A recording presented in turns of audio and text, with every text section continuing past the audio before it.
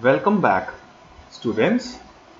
Today we are going to learn about the factors on which the resistance of a material depends, and we are going to understand what is resistivity rho of a material.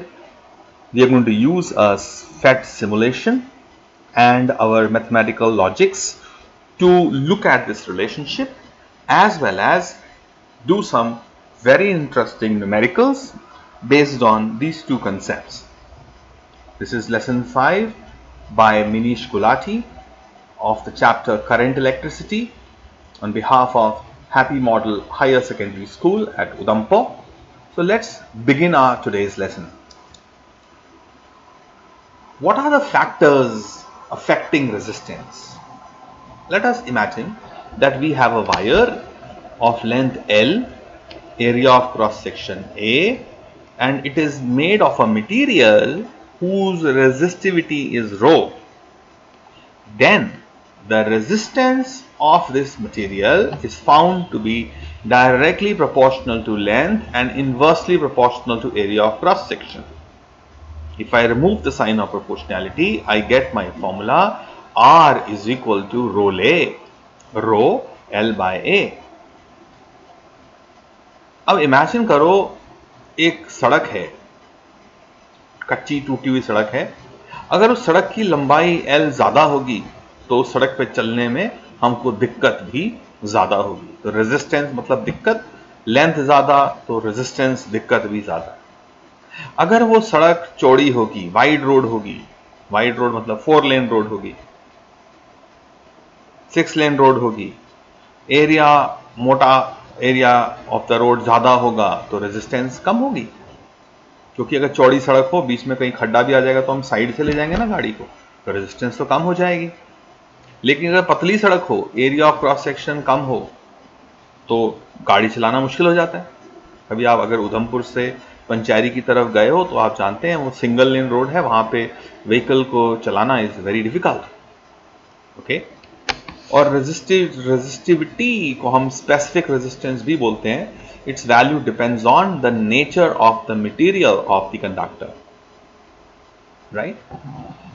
आओ एक simulation के through इस सारी कहानी को हम थोड़ा और समझते हैं। Here we have a wire, let me keep the resistivity rho as constant. मैं लेंथ को आप देखो छोटा कर रहा हूं, लेंथ कम कर रहा हूं, आप देख सकते हैं रेजिस्टेंस आर भी छोटा होता जा रहा है। लेंथ और छोटी, रेजिस्टेंस और छोटी। Let me keep length as so much. Let me now look at what happens with area of cross section. Area of cross section में कम करूंगा, पतली करता जा रहा हूं। आप देख सकते हो ए छोटा हो रहा है लेकिन आर का साइज बड़ा होता जा रहा है। इसका मतलब होता है inverse proportional.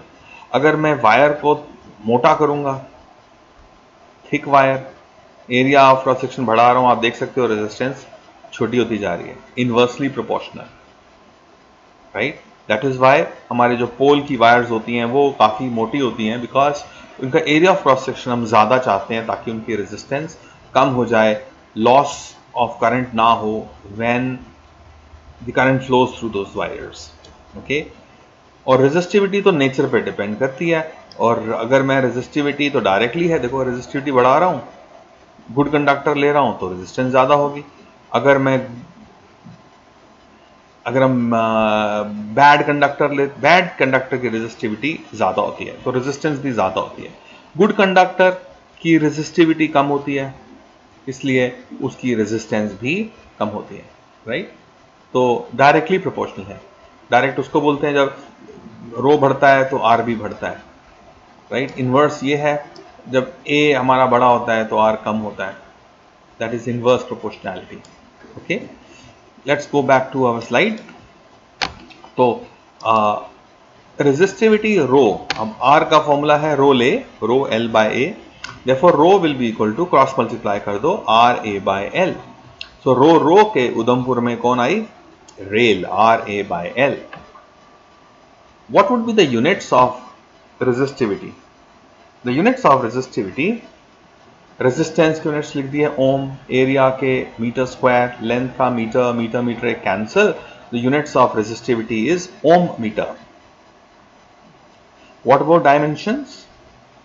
Are is equal rho is equal to R A by L. Ohm's law क्या बोलता है? आर क्या होता है? Voltage upon current, resistance is V by I, A by L.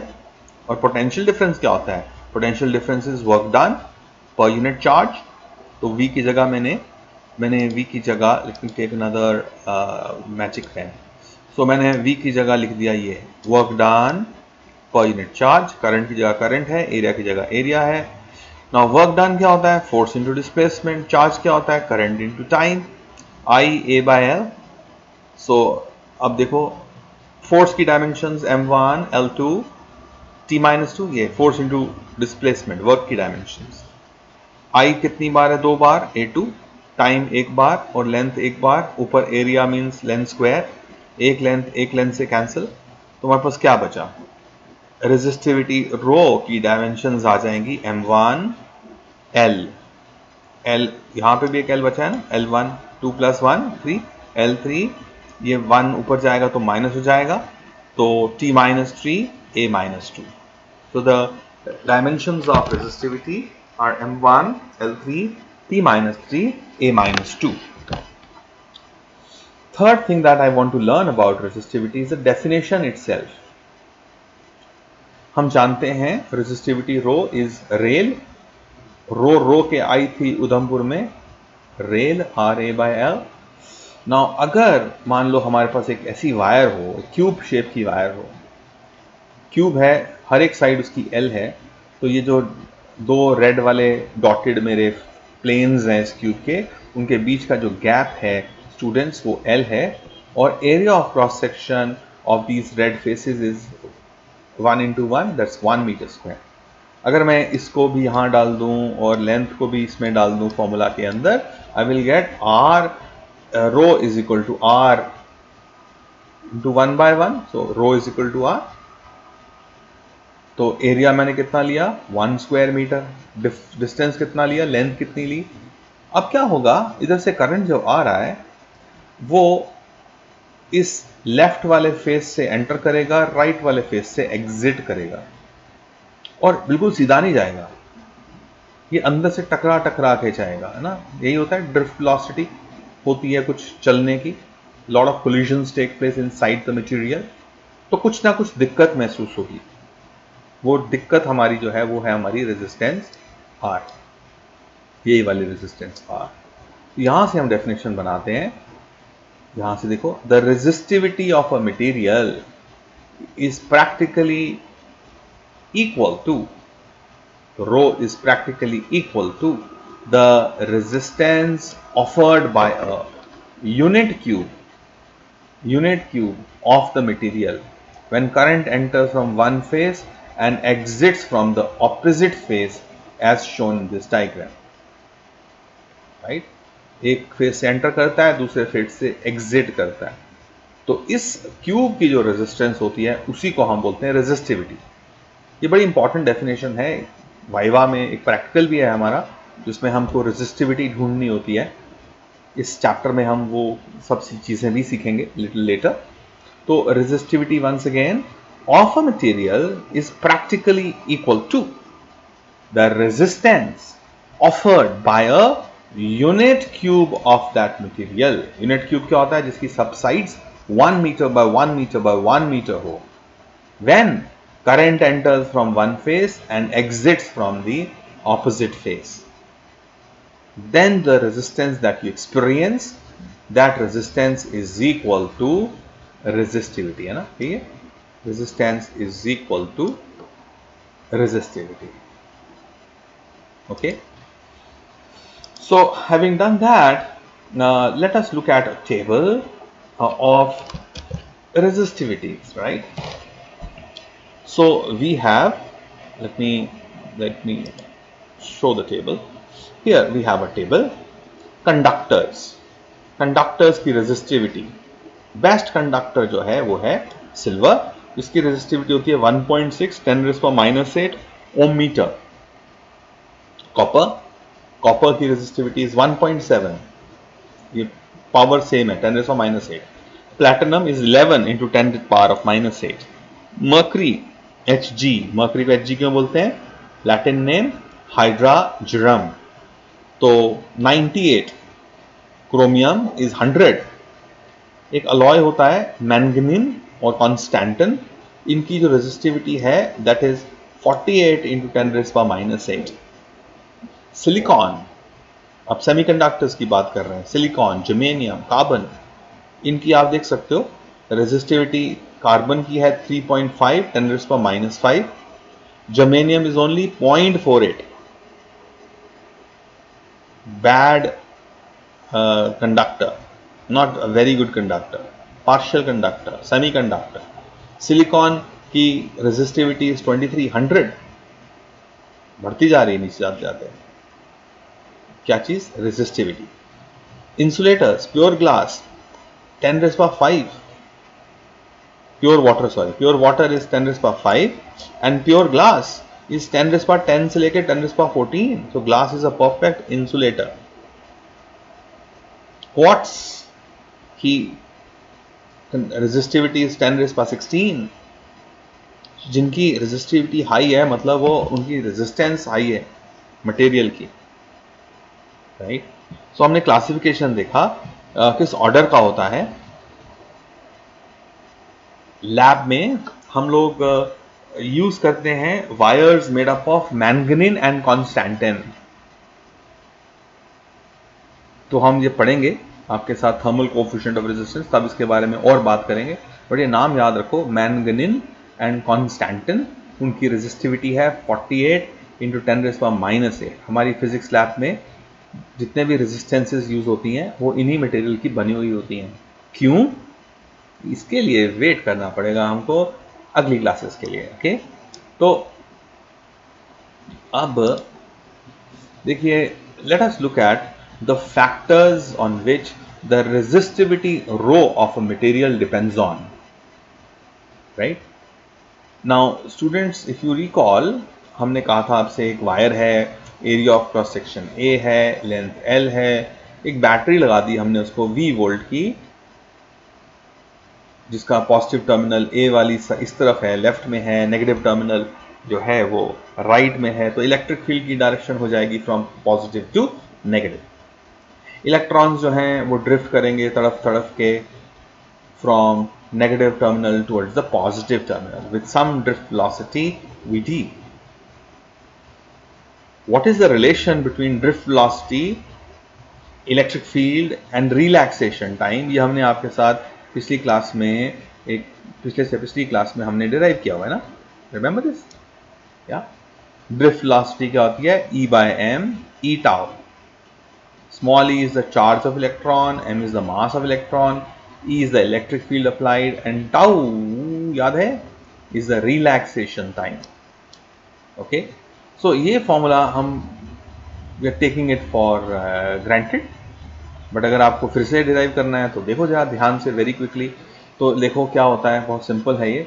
Force लगेगा ना इलेक्ट्रॉन्स के ऊपर, तो मैग्नीट्यूड की बात कर रहा हूँ मैं, साइन नहीं ले रहा हूँ। तो फोर्स कितना लगेगा? Charge of electron E and electric field is capital. But Newton का सेकंड लॉ बोलता है फोर्स तो मास इनटू एक्सेलरेशन होता है। देखो एक्सेलरेशन क्या हो जाएगा? E/m क्रॉस मल्टीप्लाई किया इनटू कैपिटल। और एक्सेलरेशन क्या होता है? Is change of velocity with time. तो वेलोसिटी तो होती है drift velocity with time, cross multiply कर दूं तो drift velocity is E/m et। और ये जो टाइम होता है, इसी को दो टक्करों के बीच का टाइम, इसको बोलते हैं रिलैक्सेशन टाइम। सो ये फॉर्मूला फिर से डिराइव कर दिया मैंने आपके लिए। Drift velocity is E/m e tau. Now from the relation between electric field and potential, we know that E is equal to dV by dr, potential difference upon distance, that is V by L. सिर्फ magnitudes देख रहा हूं मैं, सिर्फ plus minus नहीं लगा रहा हूं। So that's my equation number 2. So electric field is V by L. Let me put equation number 2 in equation number 1. So I'll get drift velocity is equal to E by m, और electric field की जगह मैंने लिख दिया V by L tau. So I get this equation, equation number 3. Now एक और derivation हमने आपके साथ किया हुआ है, that current flowing through a material is given as I is equal to NeAVD, where N stands for the free electron density, that is the number of free electrons per unit volume. Small e is the charge of electron. A is the area of cross section of the wire, ये वाला area of cross section of the wire, and drift velocity is here. With what velocity do you drift? Electrons drift. So let me put equation number 3 in equation number 4. Vd की value को 4 में डालते हैं, तो I क्या आएगा हमारे पास? I will be NEA, और Vd की जगह हमने लिख दिया E by M, capital V by L tau, right. आइए सबको हम क्रॉस मल्टीप्लाई कर दें, सिर्फ वोल्टेज को रखते हैं यहां पर, तो हमारे पास आएगा V is equal to I into, denominator में ml है, अब वो न्यूमरेटर बन जाएगा ml upon n, e into e will be e square a tau, so V is equal to I into ml upon n e square a tau. But Ohm's law क्या बोलता है? Ohm's law बोलता है बच्चों V is equal to I R. V की जगह V है, I की जगह I है, तो R की जगह क्या है? R की जगह तो बच्चों ये ब्रैकेट है, तो मैंने इसलिए इक्वेशन को लिख दिया V is equal to M upon N e square tau L by A into I. इसको भी मैंने ब्रैकेट अलग किया है, क्यों? बिकॉज ये जो अंदर वाला राउंड ब्रैकेट है, mass of electron, free electron density, charge of electron, relaxation time, they are constant for a given material. उस मटेरियल की लेंथ छोटी भी हो सकती है, बड़ी भी हो सकती है, उस वायर की एरिया ऑफ क्रॉस सेक्शन पतली वायर भी हो सकती है और थिक वायर भी हो सकती है। सो ये टर्म्स L और A जो है वो डिपेंड करेंगे on the material, right. This equation that you are seeing here, equation number 5, it is also called as the microscopic form of Ohm's law। और इसको माइक्रोस्कोपिक इसलिए बोलते हैं बिकॉज ये जो टर्म्स हैं, रेजिस्टेंस की टर्म्स हैं, ये सब आर माइक्रोस्कोपिक क्वांटिटी, इलेक्ट्रॉन का चार्ज, मास, बहुत छोटी छोटी चीजें हैं ये, free electron density. That is why this question number 5, somebody asks you derive the microscopic form of Ohm's law, then this is the derivation that you have to make. If I compare equation number 5 and 6, I will find my resistance is equal to M upon N E square tau L by A. But resistance क्या होता है? That is equal to rho L, rho L by A. If I compare these two equations, what I will find? Rho, resistivity rho will be equal to M upon N E square tau. Right? अब हम देख सकते हैं mass of electron तो सभी material के लिए constant है, charge of electron is a universal constant, तो इसका मतलब resistivity rho is inversely proportional to free electron density n, and it is inversely proportional to the relaxation time tau. मतलब ऐसा मटेरियल जिसमें फ्री इलेक्ट्रॉन्स की population ज्यादा होगी, ऐसा मटेरियल जिसमें खूब सारे फ्री इलेक्ट्रॉन्स होंगे, तो उसमें चार्ज कैरियर्स की पॉपुलेशन ज्यादा होगी, तो उसकी रेजिस्टिविटी रो कम होगी। It will be a good conductor, काम करने वाले लोग जिस घर में ज्यादा होते हैं।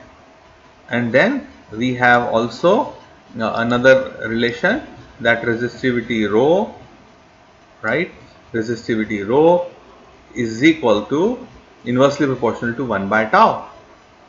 So here that means relaxation time ज्यादा होगा, मतलब टक्कर देर देर के बाद होगी। टक्कर देर देर के बाद कब होगी? अगर वो मटेरियल बहुत डिसिप्लिन्ड होगा, सिमेट्रिक होगा, सिस्टमैटिक होगा, एटम्स आयंस उसके एक स्कूल असेंबली की तरह वन आर्म डिस्टेंस पे अरेंज्ड होंगे, तो उस असेंबली में से गुजरना इलेक्ट्रॉन्स के लिए आसान होगा। बट अगर ये बैसाखी का मेला लगा होगा तो खूब टक्करें होंगी, बैसाखी के मेले से गुजरो तो खूब टक्कर होती है, तो उसका रिलैक्सेशन टाइम कम हो जाता है और फिर रेजिस्टिविटी रो बढ़ जाती है, राइट, एंड वाइस वर्सा। सो ये फैक्टर्स हम समझ रहे हैं कि बिल्कुल सही है, ऐसे ही होता है, ऐसा ही होना भी चाहिए। तो हमने रिलेशन डिराइव किया आपके साथ On what factors does the resistivity rho of a material depend upon? Okay. Now let's look at some applications and numericals. बड़ा इंटरेस्टिंग सा एक चीज बताने जा रहे हैं आपको.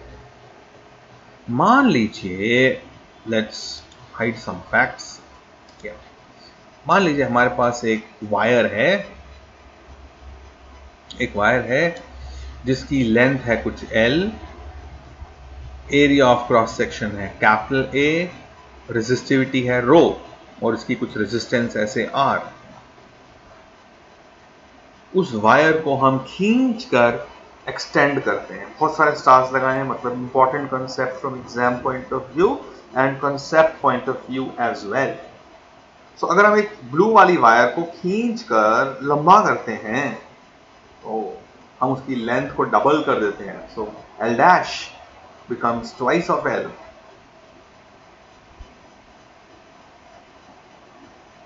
तो ये वायर लंबी होने के साथ साथ पतली भी तो हो जाएगी.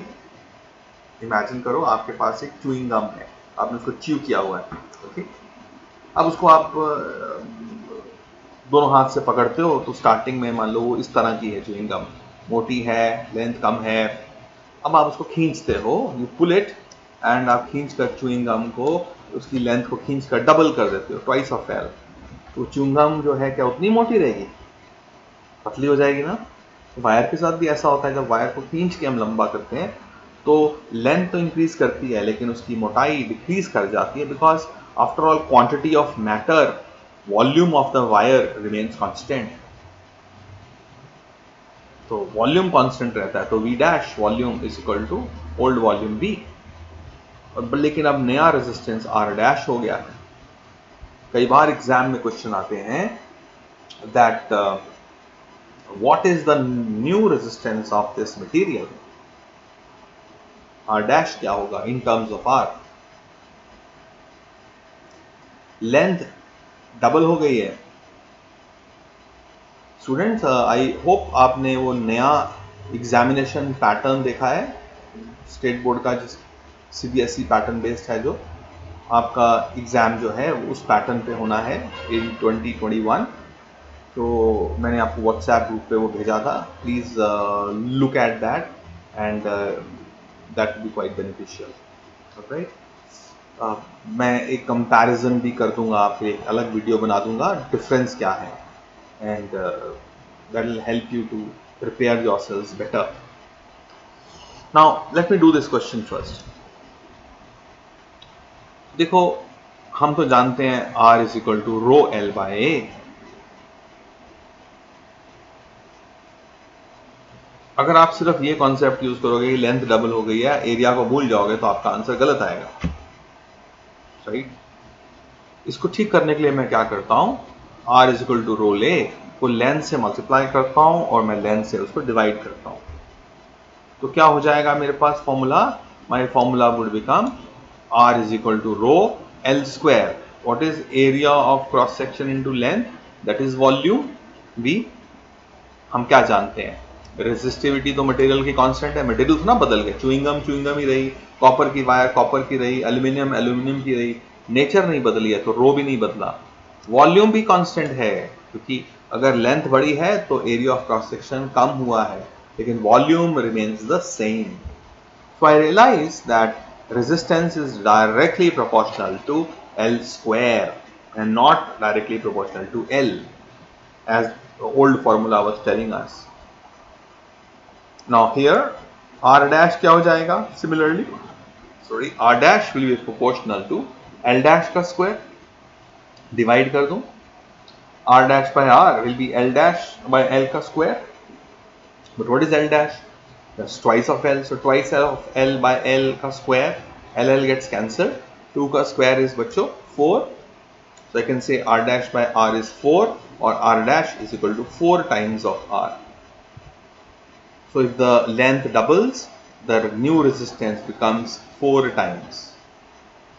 In general, अगर 2 times नहीं किया होता, 3 times किया होता, n times किया होता, if the new length L dash is n times of L, then the new resistance R dash would become n square times of r. So it's a general formula. Entrance में वो काम आता है. अगर wire becomes 2.5 times, so 2.5 का square is 6.25.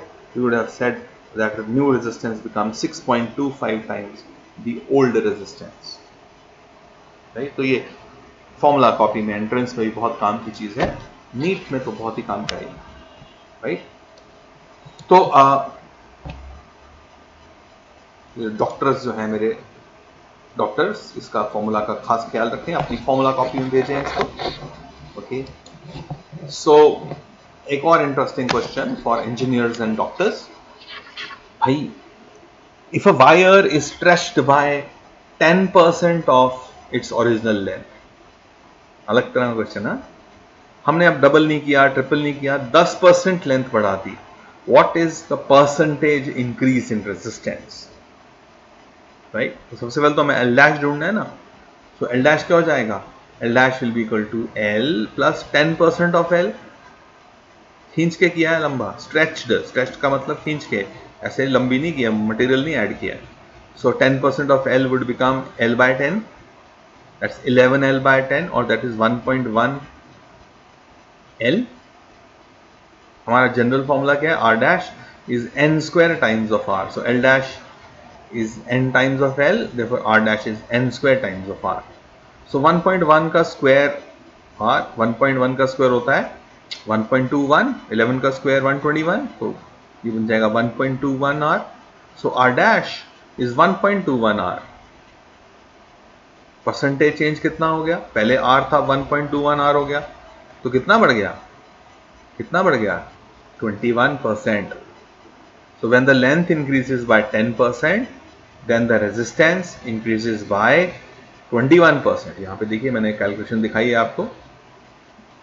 New resistance minus old resistance, change in resistance upon R into 100%. वहाँ से आया 21%. So answer, length increases by 10%, resistance increases by 21%. Okay. So that is it for this lesson. In the next lesson, we will learn about some very beautiful things. This is Manish Gulati. If you understood this lesson, kindly like it on the YouTube page. If you want to make a comment, want to say something, you can leave your comments as well on YouTube, and I will reply back to you on the YouTube itself. Your name will also come on the YouTube that way. और वो नाम रहता है ताजनम.